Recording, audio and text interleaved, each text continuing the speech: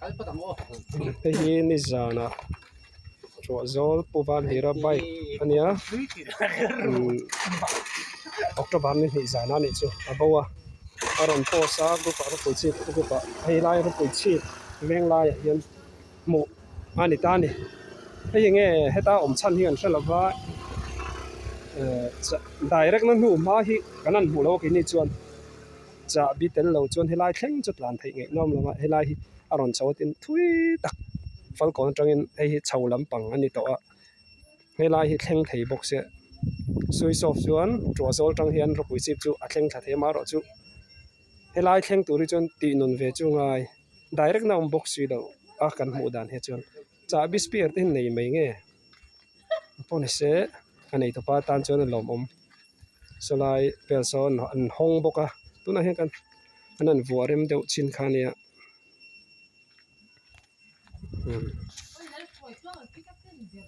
alom om pon se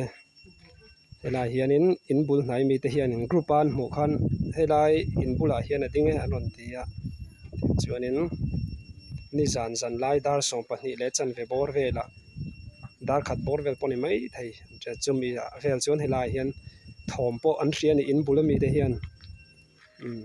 chu thom pon hria a teng vel chuanin helai hianin an hnu chia chan hi hriat lova tinung thei ni ta sela petrol hi la om box sia petrol kang awangin a ding anianga kan te kanan check a petrol chu ala om box sia tiang pai jon petrol he box si lova tlem te pom se thui deuh thlan to ni helai an da le dan hi nge ni don ni pon se nei tu tan chona lo mom anei tu hian tro zol train tu na hian aron ngai ven mek don ani mak veng re khop mai ruk tum shim shim nge nianga tro zol ro pui chi roin nor tha na mang ti doin helai thleng a fal ko na kha chonin kan soyang khan switch off chen ti thei ma helai thleng hi an ti le box se tre thiamar helai phei phei chu kong chhelu tu ka nor phei phei mai mai chi pon lo ti nung ni ta sela helai han da le ring lai po chu ma khop mai petrol and drain ania nga te karan tia ain honga solai so an vo tha deu reu to wang mase petrol hi ala om ve nual box se petrol trim rodu ni ta sela ro pui chi thleng thleng aron thi tla ka rin box che si lawa chung vel chu ni mar chu alom oma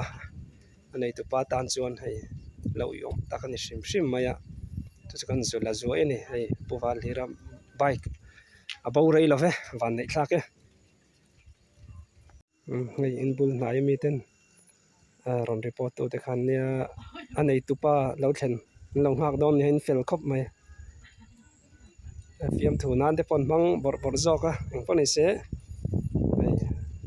an lo veng tlat don ani abo non to lo tu ranga yang ta chi ta hi chuan